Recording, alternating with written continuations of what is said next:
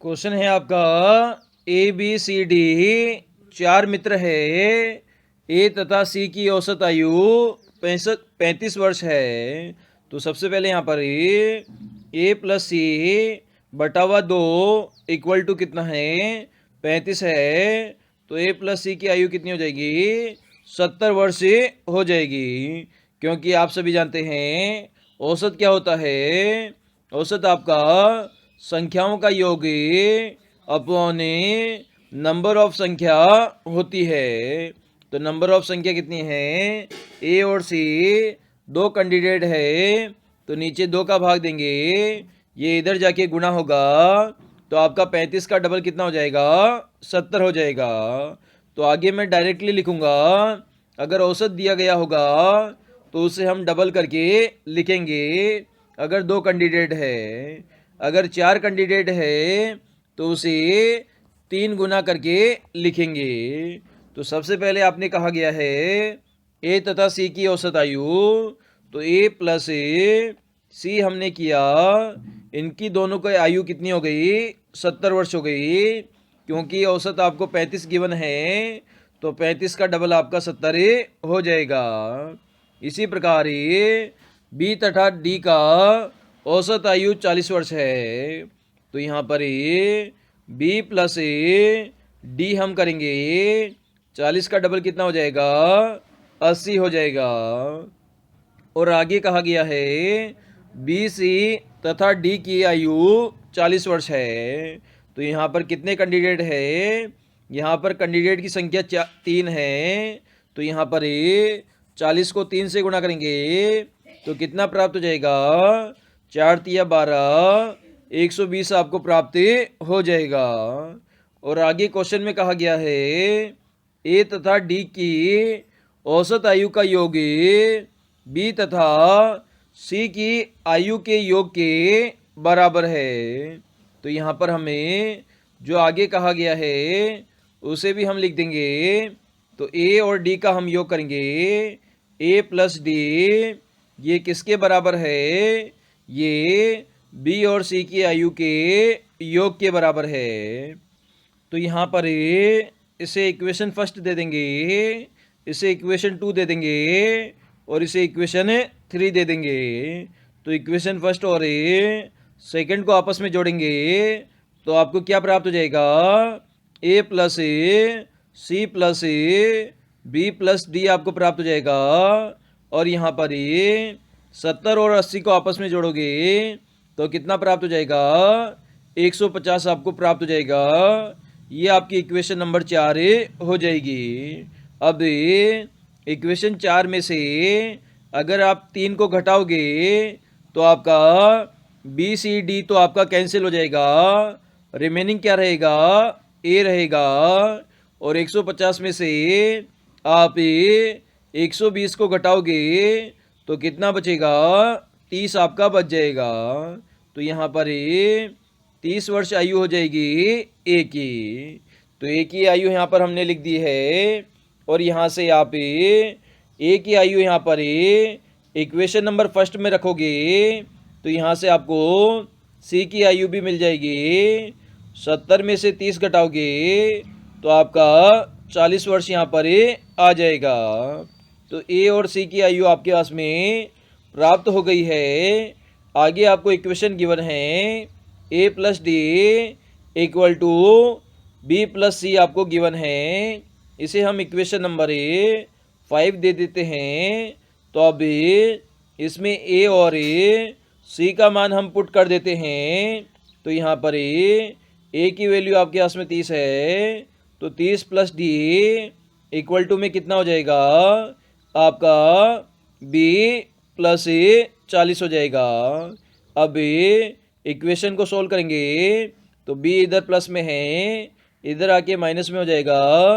तो D minus B equal to कितना हो जाएगा, इधर 40 है इधर 30 है तो 30 उधर जाके माइनस होगा तो 40 माइनस 30 कितना हो जाएगा आपका 10 हो जाएगा। ये आपकी इक्वेशन नंबर कौन सी आ गई 6 आ गई। तो यहाँ से d माइनस बी आपके पास में है और b प्लस डी आपके पास में इक्वेशन नंबर 2 में है।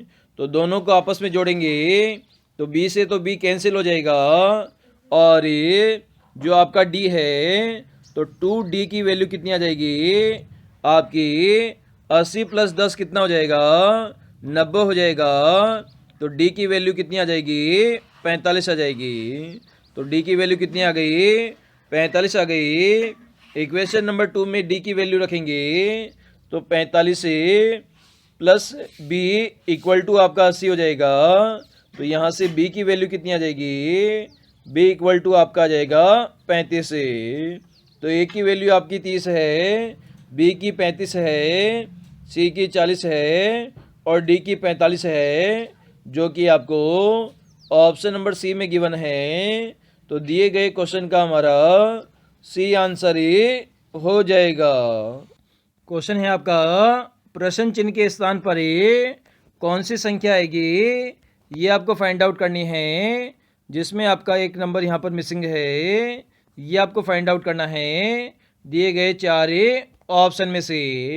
तो सबसे पहले यहाँ पर हमें जो बीच वाला जो नंबर है वो हम देखते हैं कैसे हम फाइंड आउट कर सकते हैं आउटसाइड वाले चारों नंबर का यूज करके।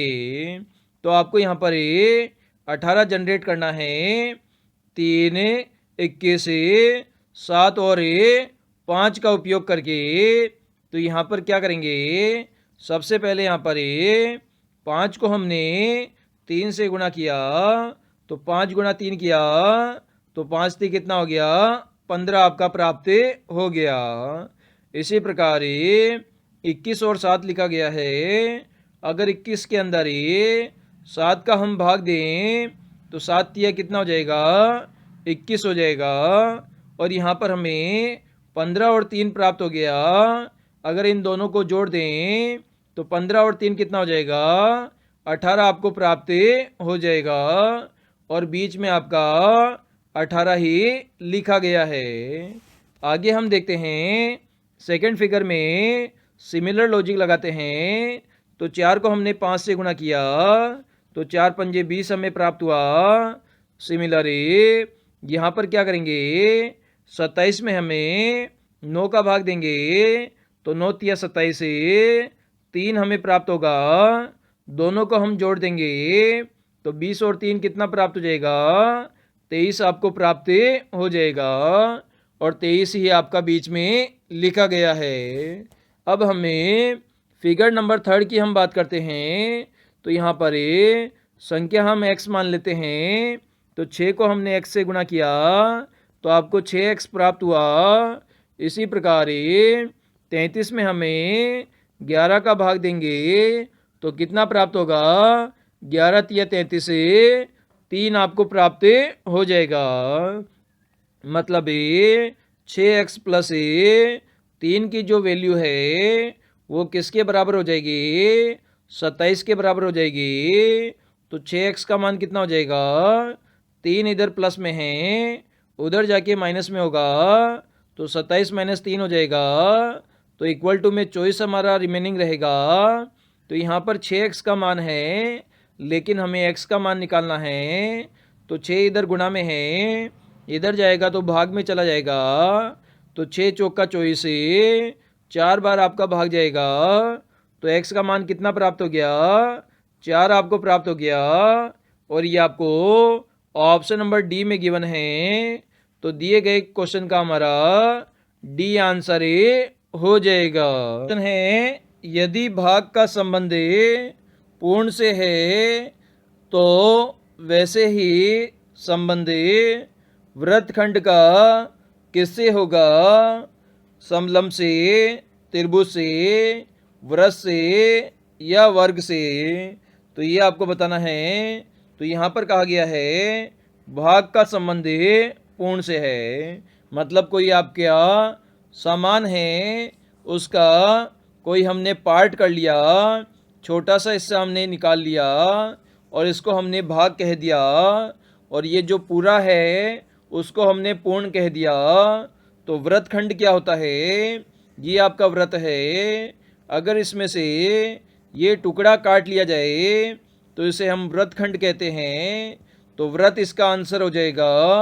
क्योंकि वृत्तखंड क्या होता है, आपका वृत्त का टुकड़ा होता है, और भाग क्या होता है, किसी पूर्ण जो समान है उसका एक पार्ट होता है। उसी प्रकार वृत्तखंड वृत्त का एक टुकड़ा होता है। तो यहाँ पर बी हमारा करेक्ट आंसर हो जाएगा।